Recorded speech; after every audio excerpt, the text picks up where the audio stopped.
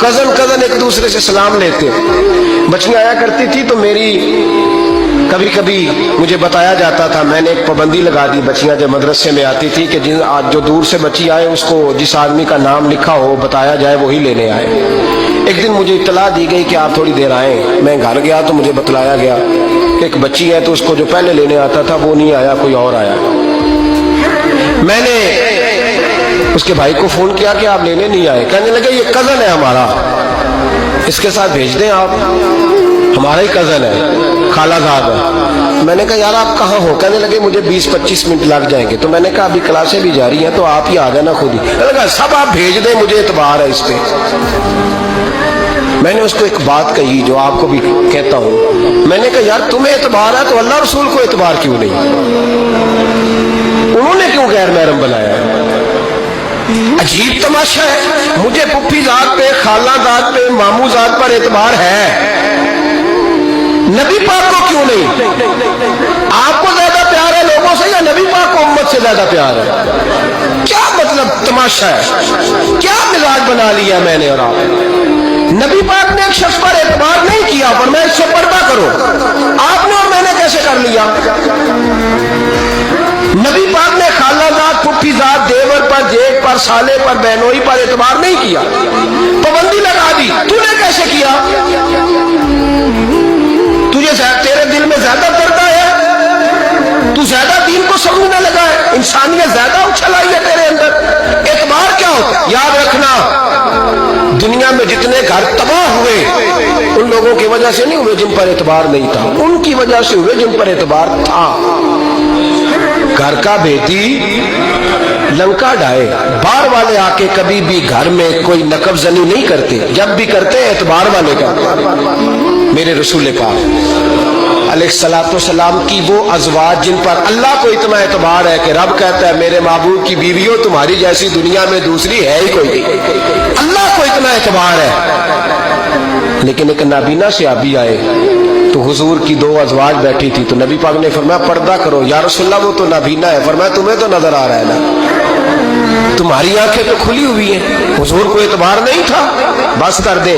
سب سے بڑا ظالم وہ ہے جو کہتا ہے مجھے بیٹی پہ اعتبار ہے. وہ ظالم ہے، وہ اپنی بیٹی کے ساتھ ظلم کر رہا ہے. جو کہتا ہے مجھے اعتبار ہے، کالج جا رہی ہے، یونیورسٹی جا رہی ہے، اکیلے آ جا رہی ہے، مجھے اعتبار ہے، یہ ظلم کر رہا ہے بچی کے ساتھ. وہ تو بچی ہے، اس کا تو ذہن کمزور ہے.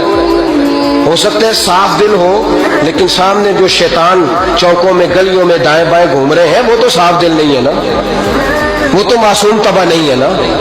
تو بعض اوقات بڑے اچھے نفیس بچے بھی شیطانوں کا شکار ہو جاتے ہیں. خدا کا خوف کرے.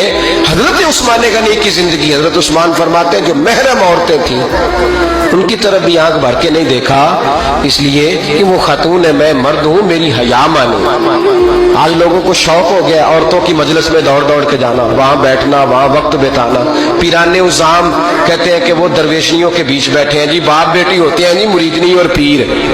میں نے کہا کوئی نہیں ہوتے. اس رشتے پر استدلال ہے.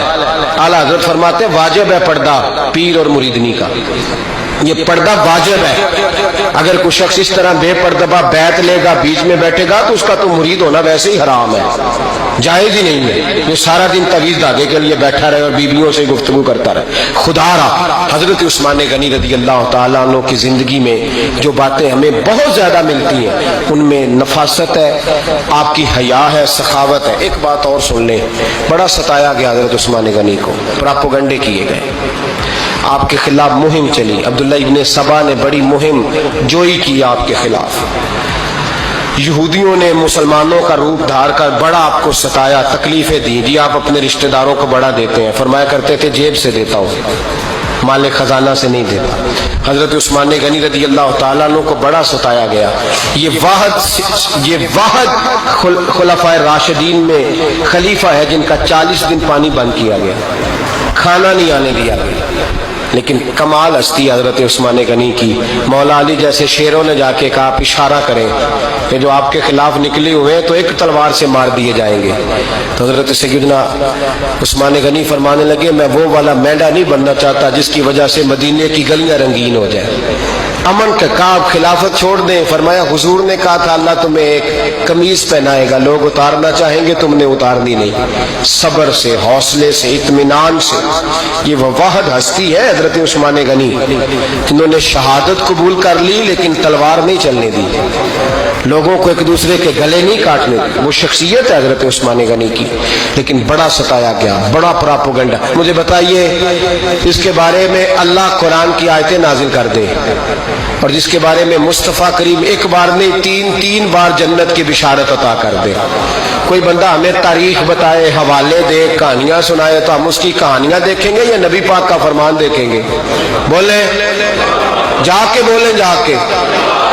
کسی کہانی پر کبھی بھی کان, بس ایک حدیث میں نے بڑی دفعہ سنائی ہے, پھر سناتا ہوں, ترمذی میں ہے. نبی پاک جنازگاہ تک گئے جنازہ پڑھنے, یا رسول اللہ فلاں آدمی انتقال کر گیا, جنازگاہ تک تشریف لے گئے جنازہ پڑھانے, لیکن جنازگاہ تک پہنچ کر محبوب نے فرمایا اس کا جنازہ نہیں پڑھانا. یا رسول اللہ کیوں؟ فرمایا اس لیے کہ یہ عثمان غنی سے بغض رکھتا تھا.